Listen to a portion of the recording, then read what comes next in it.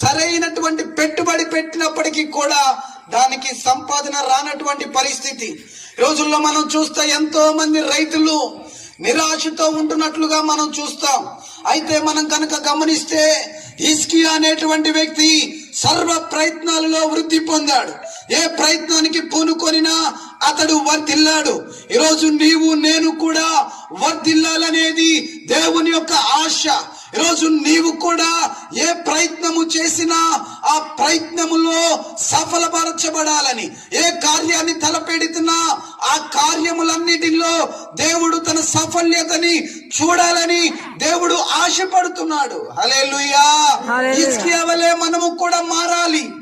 హిజ్కియా వలె మనము కూడా, హిజ్కియా గురించి దేవుని వాక్యము సెలవిస్తుంది.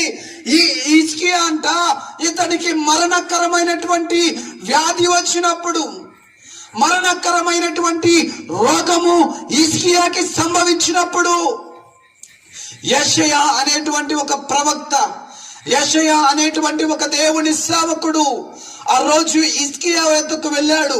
హిజ్కియా మరణ రోగముతో పడక మీద పడిపోయాడు. ఇక రేపో ఎల్లుండో, ఈ రోజు రేపో అని చెప్పి దినములను లెక్క పెట్టుకుంటున్నాడు హిజ్కియా. అయితే వెంటనే ఈ సేవకుడు ఎప్పుడైతే హిజ్కియాతో